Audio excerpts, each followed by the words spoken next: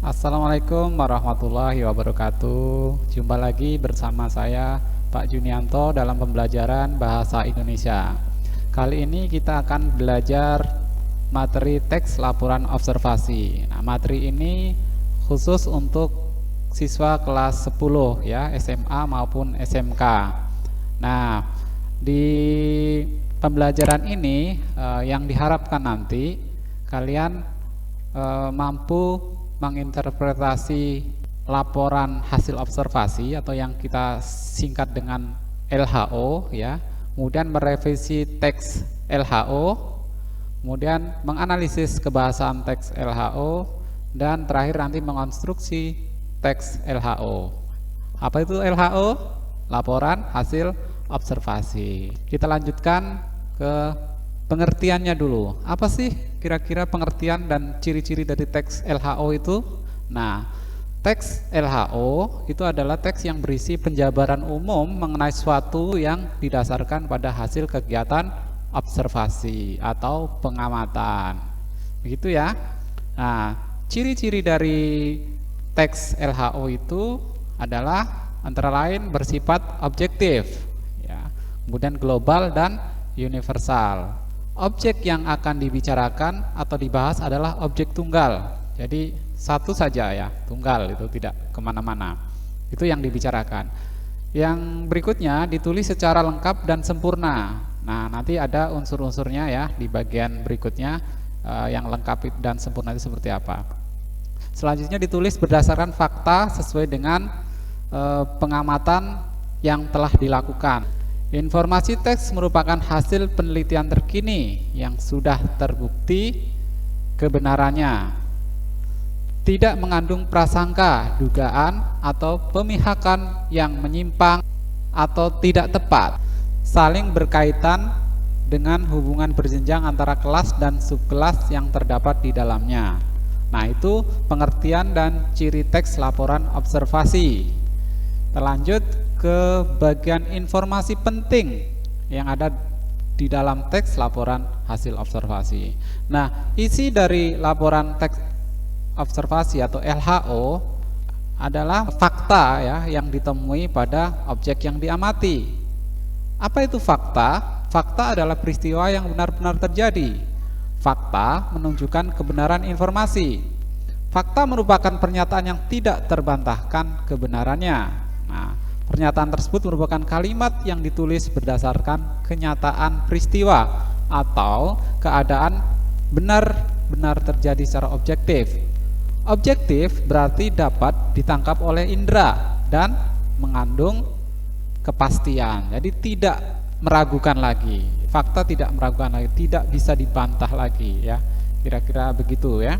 Ke bagian interpretasi isi dari teks LHO. Nanti di sini Anda diminta untuk mampu meringkas teks LHO dan memberikan simpulan fungsi dari teks LHO itu. Terlanjut, langkah-langkah meringkas teks LHO itu, pertama Anda tentu harus memahami dari isi teks itu. Setelah dipahami, Anda harus menemukan pokok-pokok informasi dalam teks laporan observasi. Dari mana pokok-pokok informasi dalam teks laporan hasil observasi itu? Anda bisa mengajukan beberapa pertanyaan, misalnya tentang apa teks itu, siapa yang terlibat, atau bagaimana, gitu ya.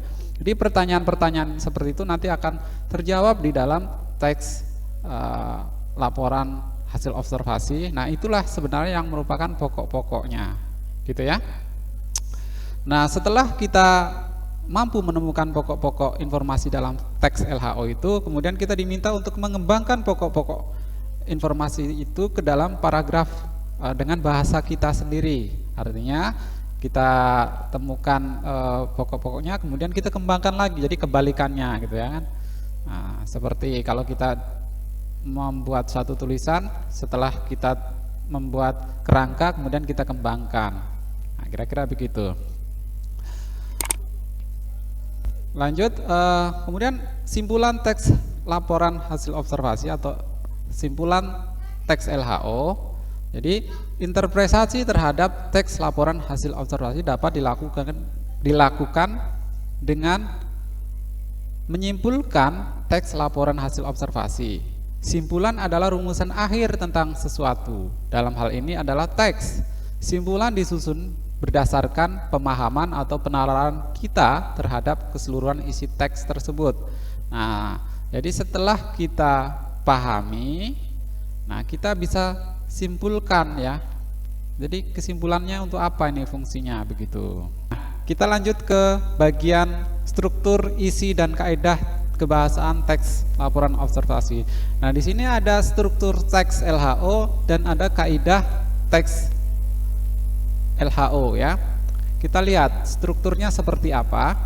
Nah, struktur teks LHO itu terdiri dari definisi umum, kemudian definisi bagian, definisi manfaat atau perilaku, terakhir penutup atau simpulan. Nah, apa definisi umum? Definisi umum merupakan pembukaan yang berisi pengertian mengenai sesuatu yang dibahas di dalam teks. Nah, definisi bagian merupakan bagian yang berisi ide, ada ide pokok dari setiap paragraf. Itu merupakan penjelasan terperinci. Jadi definisi bagian itu merupakan penjelasan atau rincian gitu ya dari definisi umumnya gitu. Nah, lanjut ke definisi manfaat, yang merupakan bagian yang menjelaskan manfaat dari sesuatu yang dilaporkan, biasanya untuk benda mati ya. Sementara itu untuk mendefinisikan benda hidup, definisi ini digunakan definisi perilaku.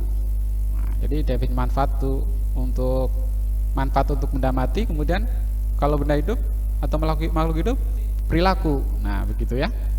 Kemudian bagian penutup atau simpulan itu merupakan bagian akhir dari teks LHO ya. Penutup dapat berisi simpulan gitu ya kan, atau interpretasi dari penulis terhadap objek yang diamati. Lanjut. Nah, kaidahnya, bagaimana dengan kaidahnya? Nah, kaidah kebahasan dalam teks LHO itu ada 3 macam ya. Pertama afiksasi, yang kedua kalimat definisi dan kalimat deskripsi, kemudian ada yang ketiganya kalimat simpleks dan kalimat kompleks. Nah, apa itu afiksasi? Afiksasi ya, afiksasi adalah kata-kata yang mendapat proses pengimbuhan dan dapat berubah jenis ya. Misalnya kata berjenis verba dapat berubah menjadi nomina.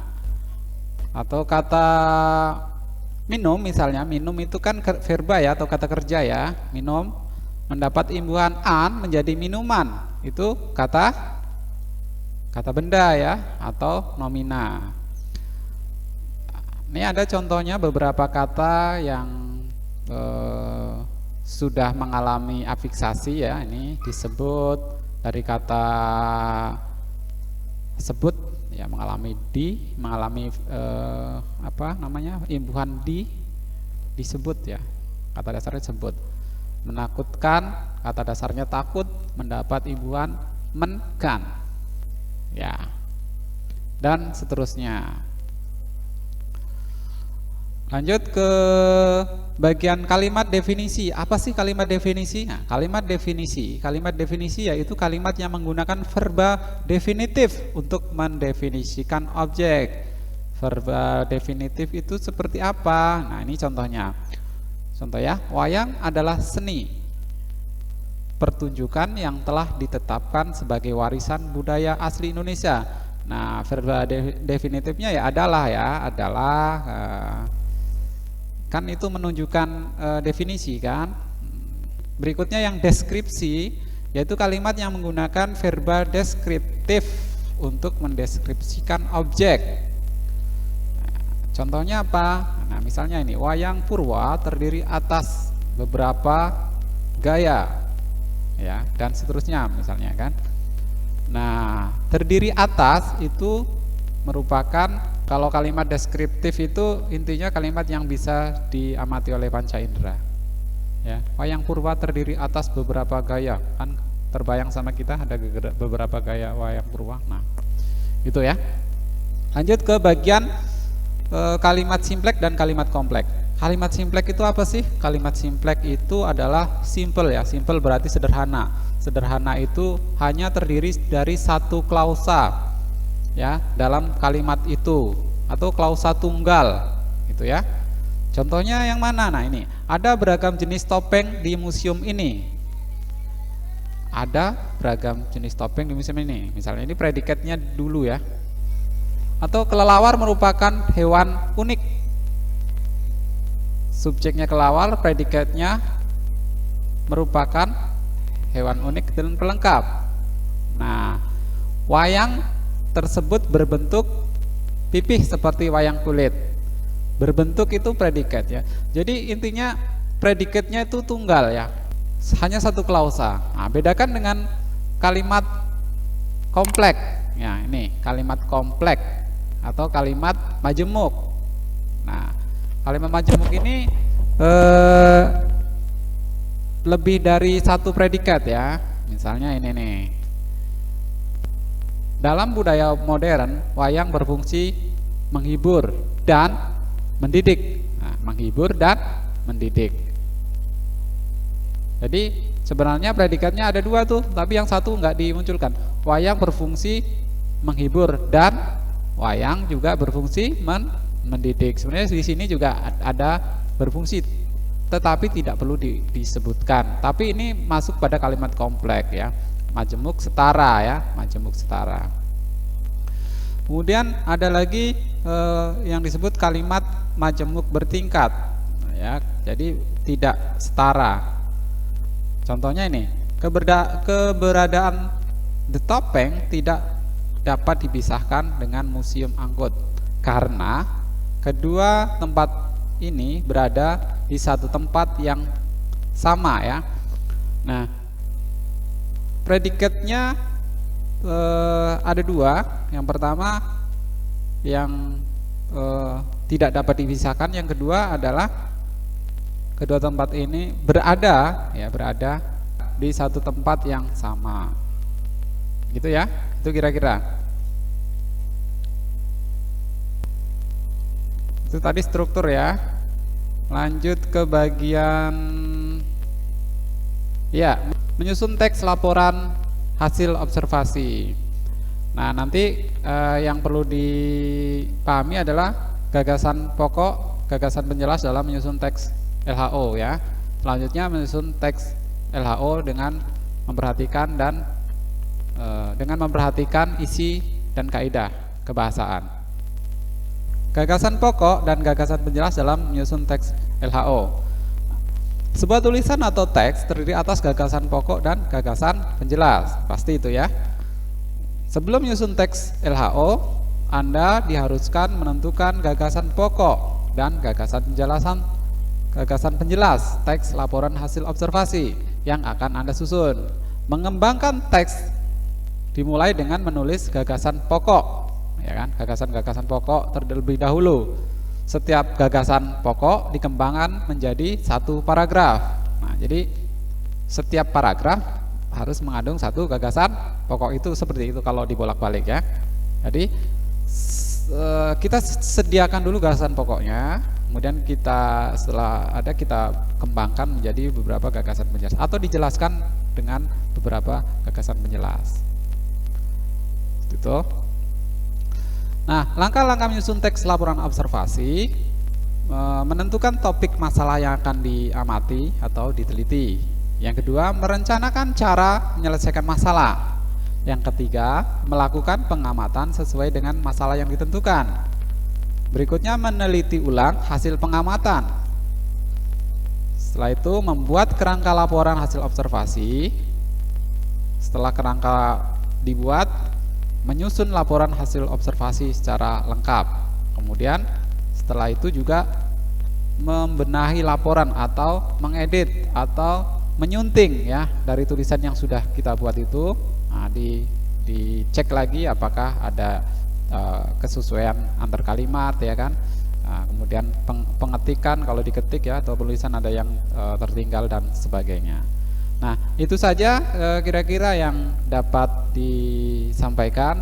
Nah, bagi yang memerlukan PowerPoint ini ya, PowerPoint ini nanti ada di deskripsi video ini ya, silakan di-download saja ya untuk belajar ya. Dan itu juga Anda bisa download buku BSE Bahasa Indonesia kelas 10 di link yang tersedia ya.